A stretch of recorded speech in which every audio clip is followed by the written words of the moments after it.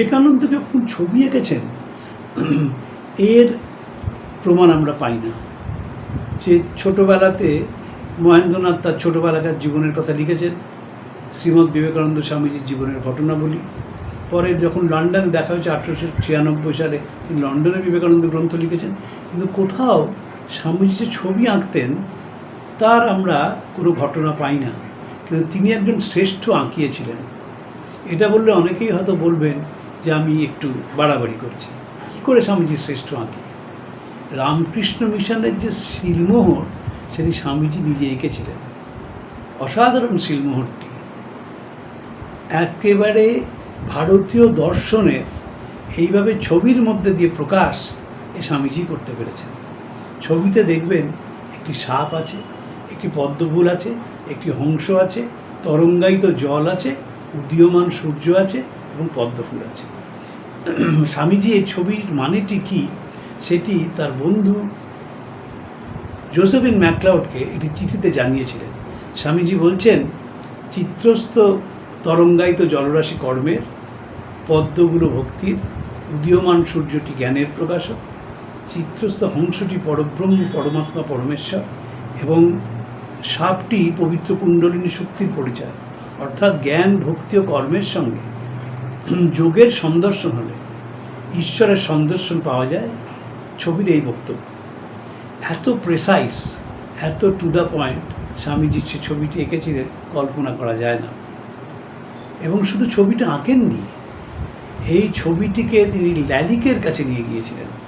ল্যালিক সেই যুগে আমেরিকায় সবচেয়ে বড় এমবসড আর্টিস্ট ছিলেন এবং তাকে বলেছিলেন স্কেলে ফেলে এই ছবিটিকে ঠিক করে দিতে। সেই ল্যালিক পরে জোসেফিন ম্যাকলাউডের অনুরোধে একটি বিবেকানন্দের মূর্তি বানায়, স্ফটিকের ওপর, একটি ষাঁড়ের ওপর পা দিয়ে স্বামীজি দাঁড়িয়ে রয়েছেন, হাতে লাঠি। সেই মূর্তিটি জোসেফিন ম্যাকলাউড কয়েকজনকে দিয়েছিলেন। তার একটি মূর্তি হাওড়ায় নবগোপাল ঘোষের বাড়িতে রাখা আছে এবং বিশেষ দিনে সেদিন যারা উপস্থিত হন, ওদের মাঘী পূর্ণিমার দিনে, সেদিন এই মূর্তিটি ওরা দেখান, দেখতে চাইলে দেখান। ওদের পরিবারের অধ্যাপক সুব্রত ঘোষ আমার খুবই বন্ধু, আমার কলেজের জুনিয়র ছিলেন। আমার বহুবার এই ছবিটি দেখার সৌভাগ্য হয়েছে এবং সেখানে ল্যালিক লেখা রয়েছে। লিটন স্টার্চি, বিখ্যাত আমেরিকান সাহিত্যিক, তাকে জোসেফিন ম্যাকলাউড এই মূর্তিটি দিয়েছিলেন। তো লিটন স্টার্চি সেটি পড়ার টেবিলে রেখে দেন। একদিন তিনি ঘরে ঢুকে দেখেন যে পরন্ত সূর্যের আলো এই ছবিটার উপর এসে পড়েছে। তিনি জোসেফিন ম্যাকলাউডকে চিঠি লেখেন, সে মনে হলো কোনো অন্তর্নিহিত জ্যোতি ছবিটিকে জ্যোতির্ময় করে তুলেছে। রণদা প্রসাদ দাশগুপ্ত হ্যাভেলের ছাত্র ছিলেন, ক্যালকাটা আর্ট স্কুল, যিনি পরে গভর্নমেন্ট আর্ট কলেজ, তার প্রতিষ্ঠাতা অধ্যাপক ছিলেন। রণদা প্রসাদ স্বামীজির কাছে এসেছিলেন একটি ছবি নিয়ে। সেই ছবিটির বিষয়বস্তু হচ্ছে যে রথের ওপর অর্জুন ভেঙে পড়েছেন এবং কৃষ্ণ তাকে উৎসাহিত করছেন লড়াই করবার জন্য, গীতার ছবি। তো স্বামীজি সেই ছবিটি থেকে পছন্দ হয়নি। পছন্দ না হয় রণদা প্রসাদকে বলছেন যে সবই ঠিক আছে, কিন্তু এমনভাবে আঁকতে হবে যে অর্জুনের সমস্ত গা দিয়ে, কৃষ্ণের সমস্ত গা দিয়ে অনন্ত তেজ ফুটে বেরোচ্ছে এবং তিনি স্নেহমাখা মুখে শিষ্য অর্জুনের দিকে তাকিয়ে আছেন, যিনি লড়াই করবেন না ঠিক করেছেন, তিনি জীবন যুদ্ধ থেকে পালিয়ে যেতে চাইছেন। রণদা প্রসাদ বলেছিলেন, আপনার কাছে বসে ছবি আঁকা শিখতে পারলে ভালো হতো। এই ছবিটা তিনি আবার স্বামীজিকে দেখাবেন বলে নিয়ে আসেন, কিন্তু আর তো সময় কম, স্বামীজিরা সেই ছবিটি দেখা হয়নি। ফ্রান্সে যখন স্বামীজি ছিলেন, একজন মহিলা আর্টিস্টের কাছে স্বামীজি গিয়েছিলেন এবং যাতে ছবি আঁকাটি ঠিক হয় সেটি একটি আপেল নিয়ে গিয়েছিলেন। ভারতীয় সংস্কৃতিতে গুরুর কাছে কোনো বিদ্যা শেখার সময় গুরুকে কিছু একটি তার কাছে উৎসর্গ করতে হয়। তো স্বামীজি সেইটি করেছিলেন। আর স্বামীজি যে কত বড় আর্টিস্ট ছিলেন তার সবচেয়ে বড় হচ্ছে বেলুড় মঠ। বেলুড় মঠ, স্বামীজি তো এর মন্দিরটা দেখে যেতে পারেননি, তার অনেক আগে চলে গেছে। কিন্তু স্বামী বিজ্ঞানানন্দ, যিনি ইঞ্জিনিয়ার ছিলেন, তিনি রামকৃষ্ণ মিশনের প্রতিষ্ঠাতা ছিলেন, রামকৃষ্ণ মিশনের একজন অধ্যক্ষ ছিলেন, শ্রীরামকৃষ্ণের সাক্ষাৎ সন্তান ছিলেন। তিনি তাকে স্বামীজি বুঝিয়েছিলেন এই বেলুড় মঠের মধ্যে সব আছে। অত বড় আমাদের দেখবেন বাংলাদেশের কোনো মন্দিরে অত বড় সেখানে বসার জায়গা থাকে না। ওটি মাদ্রাজ থেকে স্বামীজি এনেছিলেন। মাদ্রাজের মন্দিরে অনেকখানি বসার জায়গা থাকে। দক্ষিণেশ্বর মন্দিরে বিশাল চাতাল, কিন্তু মা কালীর সামনে জায়গাটি অপরিসর। এখানে শ্রীরামকৃষ্ণের সামনে বিশাল চাতাল রয়েছে। তারপর সেখানে মুঘল ভাস্কর্য রয়েছে, বৌদ্ধ ভাস্কর্য রয়েছে।